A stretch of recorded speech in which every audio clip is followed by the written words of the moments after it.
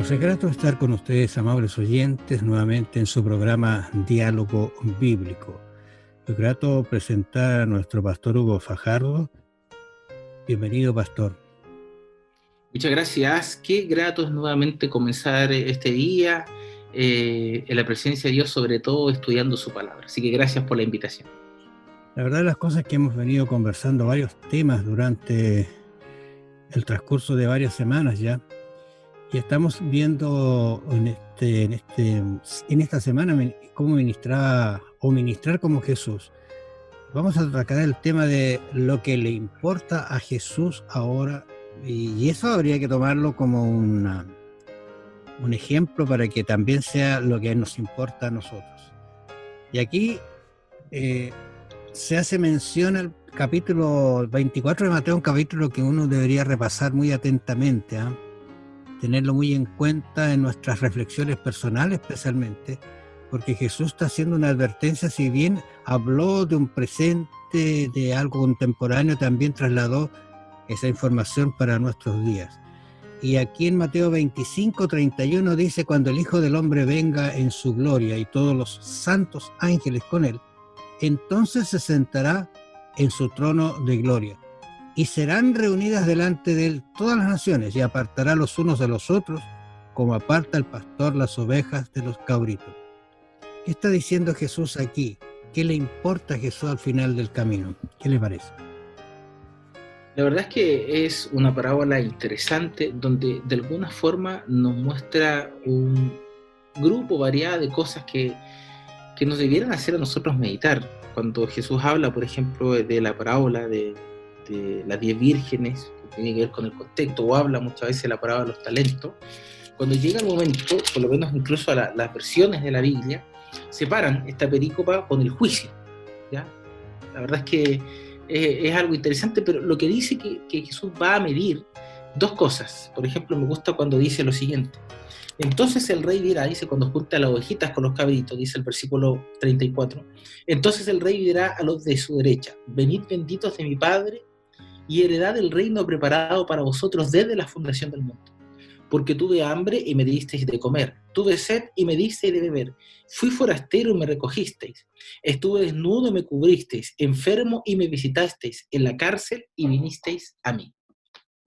Por lo tanto, cuando nosotros vemos esta expresión, fíjese que Jesús no solamente permite que nosotros podamos explicarle a lo mejor de una manera racional o de una manera cognitiva a las demás personas, sino que también implica lo práctico. O sea, si yo veo, por ejemplo, tal como lo menciona Santiago, si veo que una persona tiene, no sé, le falta una parca o una chaqueta en este frío invierno, no hago nada con decirle voy a orar por ti. Mi deber es poder solucionarle ese problema de manera inmediata.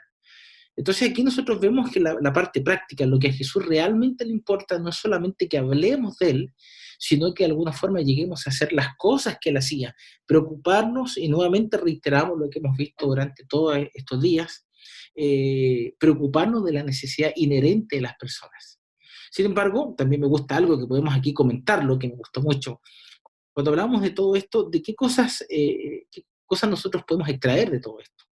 Cuando seguimos nosotros mirando los relatos, si bien es cierto, en este mundo nosotros estamos llenos de necesidades, hay tres cosas que son básicas: lo que nosotros comemos, lo que bebemos y lo que vestimos. Y Jesús en el libro de Mateo, en este caso el capítulo 6, el versículo 25, Jesús dijo que no debemos preocuparnos de esas cosas. ¿Por qué? Porque Él dice que nos va a dar comida, bebida y vestido. Él estaba pensando en su comentario, está hablando de juicio acá, ¿verdad? Y uno podría pensar, o sea, que para estar de acuerdo o encontrarme bien en el juicio, tengo que hacer estas cosas que aparecen aquí: atender a la persona, darle de comer. Pero si uno analiza con calma y detención, y se acuerda usted que el trimestre pasado estudiamos acerca de cómo entender la Biblia, y no nos podemos quedar sin el contexto en realidad. Porque la respuesta que aparece en el 37, mire, dice la verdad de lo que estaban haciendo estas personas. Entonces los justos le responderán diciendo: Señor, ¿cuándo te vimos hambriento y te sustentamos, o sediento y te dimos de comer? ¿Y cuándo te vimos como forastero y te te cogimos o desnudo y te cubrimos? ¿O cuando te vimos enfermo o en la cárcel y vinimos a ti? Y la respuesta es clarísima. Ellos no lo estaban haciendo para salvarse, sino porque eran salvos. No lo estaban haciendo por conseguir un mérito con Jesús, porque no nos dimos cuenta que lo estábamos haciendo a ti, le dice. Y el rey le va a responder, ¿no es cierto? De cierto os digo que cuando lo hiciste a uno de estos mis hermanos más pequeños, a mí lo hiciste. No es una expresión peyorativa, yo pienso, pero eso que nosotros consideramos pequeños, que por circunstancias de la vida están pasando por una situación difícil, especialmente en tiempos en que a veces la lluvia ataca muy fuertemente, yo creo que allí es donde nosotros deberíamos actuar como actuaron ellos, no pensando en que estoy haciendo obras para, sino porque soy ya salvo y he recibido la salvación en Cristo Jesús. Ahora, es bueno también, me sumo de la idea, creo que nosotros como cristianos debiéramos ser prácticos, pero sin embargo no olvidar el propósito por el cual debemos practicar algunas cosas. Y el propósito principal es presentar a Jesús como el Salvador. Una cosa es que nosotros podamos suplir una necesidad física, que a lo mejor podemos suplirla incluso todos los días, pero olvidarnos de la necesidad espiritual, que es la que realmente le importa a Jesús. ¿Por qué razón lo vemos de esta forma?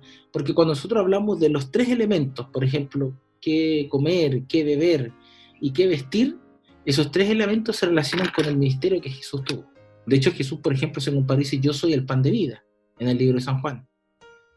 Ahí está el que sacia nuestra hambre. Si nosotros miramos, por ejemplo, vemos el tema también de la sed, Jesús también se comparó que él era el agua de vida, cuando estaba con la mujer samaritana, junto al pozo de Jacob. Y si seguimos leyendo, por ejemplo, y entramos, por ejemplo, a Apocalipsis 3:5 o algunos de los textos de Apocalipsis, dice que Él nos va a vestir con vestiduras blancas. Por lo tanto, cuando hablamos de las necesidades físicas, si bien es cierto, son inherentes al mundo en el que vivimos, en el que estamos, no solamente se relacionan con ese aspecto, sino que también revelan esas necesidades de comer, de beber y de vestir, una necesidad espiritual, una necesidad de Dios, una necesidad de comer el pan de vida todos los días para que ella realmente sacie nuestra alma, sacie nuestro corazón y le dé propósito. Por lo tanto, lo que le importa realmente a Jesús es justamente esto, que nosotros no solamente ayudemos a la gente a suplir una necesidad, sino que le entreguemos a ellos la necesidad más fundamental, que es la presencia constante de Jesús en su vida. En relación a eso que usted dice allí, pastor, en Juan 4:14, esa idea me salta a la mente ahora, los propósitos de la mente Dios tiene para nosotros, dice, más al que bebiere del agua que yo le daré, no tendrá sed jamás, sino que el agua que yo le daré será en él una fuente de agua que salte para vida eterna. El resultado de lo que Dios entrega, de lo que Dios nos va a dar, va a tener resultado, va a tener un producto si recibimos el agua que Dios nos da. ¿Se acuerdan de un texto que apareció también? Claro. De su interior correrán ríos de agua viva. Pero para que eso corra, primero hay que tenerla. Y tenerla significa, ¿no es cierto?, estar en contacto con el Señor, quizás en una hora temprana, en un momento adecuado, en un lugar adecuado, y dejar que Jesús nos hable por medio de su palabra, al abrirla todos los días. Y quizás estos mismos comentarios pueden ayudar para reforzar nuestras ideas y conocer cómo es Jesús y cómo ministraba Jesús. Amables oyentes, es un placer haber estado con ustedes. Vamos a encontrarnos mañana. Bendiciones. Un abrazo, muchas gracias. Nos vemos mañana.